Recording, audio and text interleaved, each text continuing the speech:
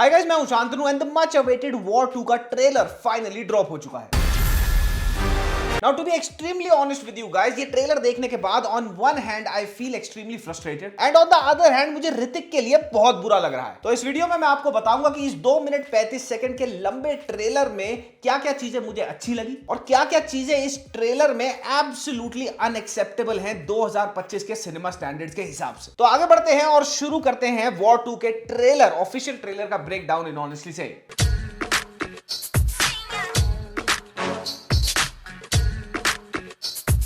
So first things first, कुछ चीजें जो मुझे काफी इंप्रेसिव लगी उनमें से सबसे पहली थी the voice over. In fact Hrithik और एनटीआर का जो voice over through out the film चलता है, द डायलॉग्स एब्सोल्युटली ब्रिलियंट। जिनको नहीं पता मैं बता देता हूं, इस फिल्म में इन्वॉल्व है डायलॉग राइटिंग में अब्बास टायर वाला, who is a known screen writer in Bollywood. इन्होंने मकबूल और मुन्ना भाई एमबीबीएस जैसी आइकॉनिक फिल्मों के लिए भी डायलॉग्स दिए हैं। तो जहां तक इस ट्रेलर में समझ आ रहा है, इनफैक्ट ट्रेलर में जो आशुतोष राणा साहब के भी डायलॉग्स दिखाए गए हैं वो भी काफी भारी भरकम लग रहे थे। तो इस हिसाब से हम अच्छे डायलॉग्स एक्सपेक्ट कर सकते हैं फिल्म में। I was expecting a lot more from the BGM of this film, क्योंकि इन 2 मिनट 35 सेकंड में जितना भी बैकग्राउंड म्यूजिक हमारे को सुनने को मिला, उसको सुन के यही लग रहा है कि जो आजकल टेम्पलेट चल रहा है pan India high octane action films में बैकग्राउंड म्यूजिक का, उसी को फॉलो करा गया है। अच्छा, एनटीआर और ऋतिक दोनों के गेटअप्स, दोनों को जो कॉस्ट्यूम्स दिए गए हैं मल्टीपल शॉट्स में जो हमारे को देखने को मिला, वो बहुत शार्प लग रहे हैं। Hand to hand combat scenes की बात करी जाए तो वो कुछ शॉट्स में मेरे को काफी अच्छे लगे, काफी वेल कोरियोग्राफ लगे, लेकिन कुछ शॉट्स में बहुत ही ज्यादा गिमिकी। लाइटिंग सेटअप, सिनेमेटोग्राफी जितना अभी देखने को मिला, वहां पे यही कहा जा सकता है कि कुछ भी अलग नहीं है वॉर से। कुछ शॉट्स अब्सर्डली ब्राइट हैं तो कुछ शॉट अब्सर्डली डिम करे हुए हैं। 2019 में जब वॉर आई थी तो उसकी जो लाइटिंग सेटअप और सिनेमेटोग्राफी थी, लोग उसको देख के चौंक गए थे, क्योंकि वो एक फर्स्ट ऑफ इट्स काइंड थी at that point in time.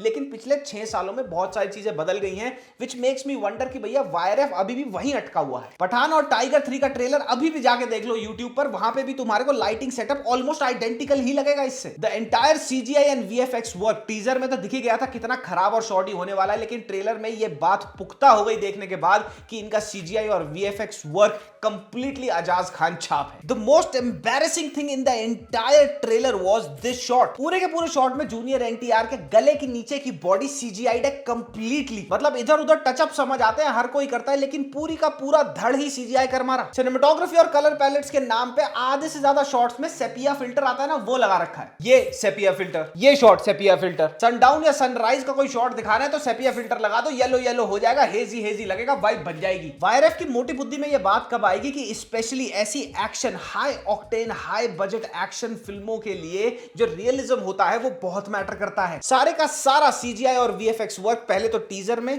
और अब ट्रेलर में इन्होंने फास्ट कट लगा के छुपाने की कोशिश करी है, लेकिन मैंने कुछ शॉट्स पॉज करके देखे और भैया बाय गॉड पबजी छाप है सारे के सारे वीएफएक्स और सीजीआई। इस शॉट में ये भाई साहब बोट चला रहे हैं कि F1 ट्रैक पे, और F1 ट्रैक खाली नहीं है, ऑनकमिंग F1 कार्स आ रही हैं उनकी तरफ, रॉन्ग साइड ये जा रहे हैं। इस पूरे के पूरे सेटअप को जरा ध्यान से देखो, ध्यान से भी देखने की जरूरत नहीं है। वो गलती से फोन में गेम नहीं डाउनलोड हो जाती, जिसकी एड तो बहुत बढ़िया थी, लेकिन जब डाउनलोड करी तो एकदम सिंघाड़ा छाप निकली। ये शॉट देखो, ट्रेन के ऊपर मिनी कूपर खड़ी है, ये एआई जनरेटेड है, ये सीजीआई है, वीएफएक्स है, किसी को खुद नहीं पता, इनकी टीम को खुद भी नहीं पता होगा, इतना गंदा काम किया। इस शॉट में Hrithik Roshan, I am pretty sure in the film की दिखाया जाएगा, भागे हुए हैं, जंगल में छुपे हुए हैं, बॉन फायर लगा के वहां पे सर्वाइव कर रहे हैं, और पीछे इतना घना जंगल है। बस वो घना जंगल नहीं है, वो ग्रीन स्क्रीन है।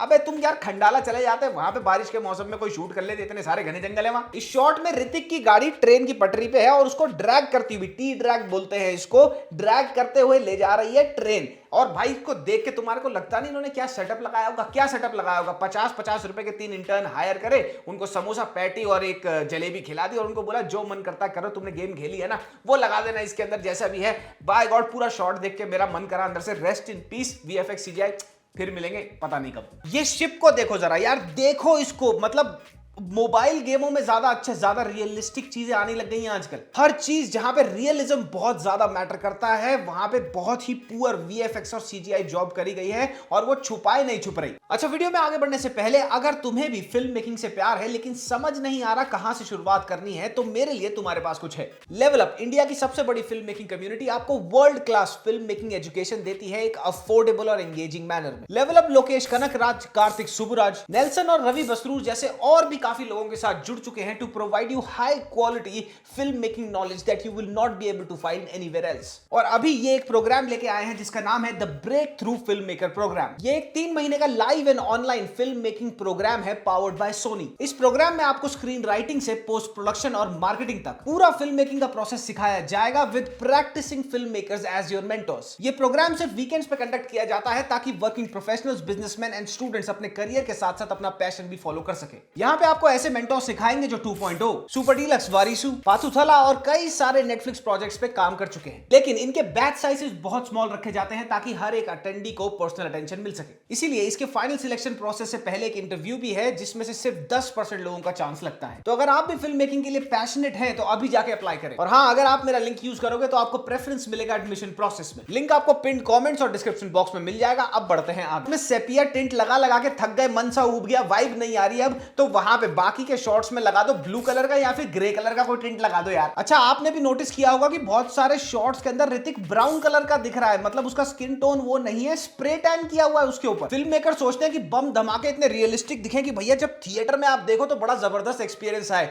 वाईआरएफ वाले कहते हैं बम धमाके बनाने ना, अरे हमारा इंटर्न बना देगा, लगा दियो पीछे बम धमाके, और क्या, बहुत पबजी खेलता है इसे पता है, लगा दे पीछे आग भाई, उठा दे चिंगारी। ये देखो, ये ऋतिक के पीछे का बम धमाका, ये एनटीआर के पीछे का बहुत रियलिस्टिक बम धमाका। अच्छा, द फनीएस्ट थिंग इन दोनों बम धमाकों वाले शॉट में जो मैंने नोटिस करी वो ये थी कि दोनों अपनी बोट चलाने में इतने ज्यादा विलीन हैं कि पीछे इतने बड़े बम धमाके हो रहे हैं कि इनके चेहरे पे हल्का सा एक्सप्रेशन भी नहीं आ रहा कि ये एक बम धमाके से बच के आ रहे हैं। कहीं से उनको वो स्टिमुलस मिल ही नहीं रहा ना, क्योंकि जो सेट पे भी कोई धमाका रिक्रिएट तो करा नहीं गया होगा, वो सीजीआई चिपका दिया तो वो बस पीछे उनको पता भैया वो सीधा स्ट्रेट फेस करके, there is no stimulus for the actor to feel that he is coming out of an explosion. Fake hammer, fake roof blown shot की यार नो डाउट मुझे टीजर में अच्छी लगी थी, लेकिन ट्रेलर में जो उसके एक्शन शॉट्स हैं भाई, क्या मजाक है वो। एक तो मुझे समझ नहीं आता बॉलीवुड वालों को ये वाला शॉट लेने में क्या मजा आता है, दोनों हाथ में वो गन दे देते हैं स्लो मो में, भैया उसकी चुटिया एकदम सही बनी हुई है, उसको एक गोली नहीं लगेगी। Where is the realism? अब कुछ गधे ये भी आर्ग्यू करेंगे इतने गंदा और वीएफएक्स और सीजीआई देखने के बाद कि 200 करोड़ का ही तो बजट है। इस बेवकूफाना आर्ग्यूमेंट का मैं सिर्फ एक ही आंसर दूंगा और वो है मिनल मुराली में जो सीजीआई और वीएफएक्स वर्क है वो देख लेना, और वो देख लोगे जब उसके बाद जाके गूगल करके देखना कि मिनल मुराली सीजीआई वीएफएक्स पे कितना पैसा लगाया गया, सारे आंसर मिल जाएंगे। इतने बजट में तो इतना ही वीएफएक्स और सीजीआई मिलेगा, नहीं, ये गलत आर्ग्यूमेंट है। इतना गंदा सीजीआई और वीएफएक्स का काम तभी होता है जब आधे से ज्यादा प्रोडक्शन का बजट एक्टर्स की फीस निकल जाए, और इस फिल्म में भी नियरली वही हुआ है। 200 करोड़ के ओवरऑल बजट में से जो फीस है ऋतिक की 48 करोड़ रुपए, कियारा की 15 करोड़ और जूनियर एनटीआर की 30 करोड़, और बाकी सपोर्टिंग कास्ट को मिला लोगे तो नियरली 1,15 करोड़ तो सारा का सारा फीस में ही निकल गया। अच्छा, फिजिक्स की बुआ जवान तो बॉलीवुड करता ही है, पर ट्रेलर में आपने एक चीज देखी होगी कि जूनियर एनटीआर भाई साहब बिना हार्नेस के हाई ऑल्टीट्यूड पे फाइटर जेट्स के ऊपर खड़े होकर लड़ रहे हैं और उड़ भी नहीं रहे। अब जूनियर एनटीआर भाई साहब ने देवारा में क्या किया था, एक शार्क की घुसंड पेल करके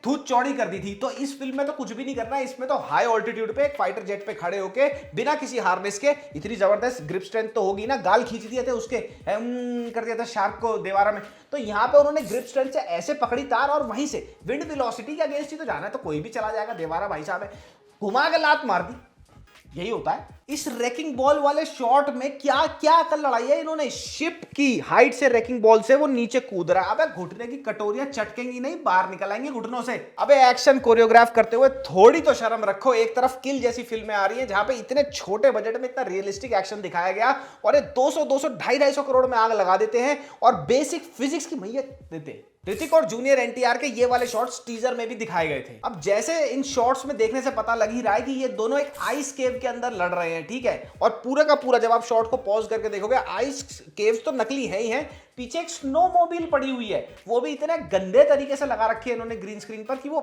वो भी नकली लग रही है ब्रो। जूनियर एनटीआर का ये क्रेन वाला शॉट टीजर में भी टीज किया गया था, ट्रेलर में इसको थोड़ा एक्सपैंड करके दिखाया गया है। पहले भी मैंने टीजर में ये बोला था कि ये कैसीनो रॉयल की एपिक जो एक चेज थी उस टाइम भी बहुत पॉपुलर हुई थी, आज भी one of the best ceases है इन हॉलीवुड हिस्ट्री, नहीं देखी तो देख लेना, उसका ही कॉपी है, उसी का रिप ऑफ है, कंफर्म है ये बात। एक तो मुझे अभी तक समझ नहीं आई ये ऋतिक रोशन और इसके वुल्फ दोस्त के साथ क्या टिमोन एंड पुम्बा चल रहा है। वॉर 2 जैसी एक्शन फिल्म के लिए क्या दो चीजें सबसे ज्यादा इंटेग्रल हैं? पहली है वीएफएक्स और सीजीआई बहुत ही जबरदस्त होना चाहिए, और दूसरी चीज है वीएफएक्स और सीजीआई को यूज करके जो रियलिज्म एक्शन के अंदर लेके आना है वो बहुत ज्यादा जरूरी है, और दोनों ही चीजों में ये नीलबटा सन्नाटा है। अभी लिखवा लो मेरे से ये चीज की इस फिल्म के अंदर जो चेज सीन होंगे, बोट रेसिंग वाले जो सीन होंगे, साथ ही F1 ट्रैक वाले जो सीन की झलकियां दिखाई गई हैं, pretty much everything that required realism वो बहुत ही ज्यादा खराब होगा फिल्म में भी। वायरएफ के लिए अभी भी पूरा का पूरा स्पाई यूनिवर्स ग्लिटर और ग्लैमरस है। टाइगर जो पहली वाली टाइगर याद है जो आई थी, वो इस फिल्म से ज्यादा अच्छी होगी प्रोडक्शन क्वालिटी में, मेरे से लिखवा के ले लो, उसमें इतना रियलिज्म था। उसके बीटीएस शॉट्स जाके देखना,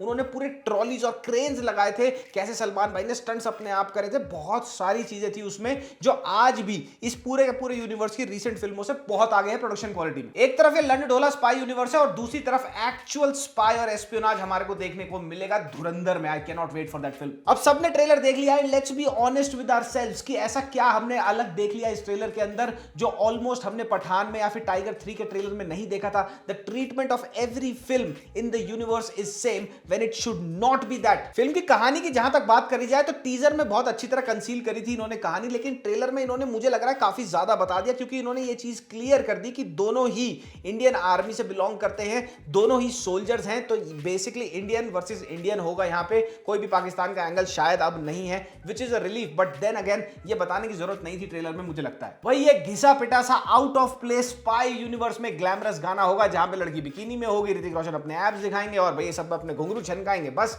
वो है उसकी झलक दिखा दी। तो ओवरऑल मैं तो बिल्कुल भी सरप्राइज नहीं हूं। डायलॉग्स और थोड़ा बहुत बीजीएम के apart from these two things मुझे कुछ भी इसमें इतना इंप्रेसिव नहीं लगा कि भैया मैं पागल हो जाऊं इसको देख के। कुछ और ही ले आई है 6 साल के बाद वॉर 2 के साथ, जो लाने के लिए इनसे एक्सपेक्टेड था। तो ये था मेरा वॉर 2 का ट्रेलर रिव्यू। अगर आपने ये ट्रेलर देख लिया है तो आपका क्या कहना है वो छोड़ते जाना कमेंट्स में, और साथ ही अगली वीडियो आने वाली है इससे बढ़िया ही होगी वॉर 2 से, वो है किंग। किंग देखा तुमने? पूनम पांडे का आया, अजाज खान का सॉफ्ट पॉर्न वाला आया था।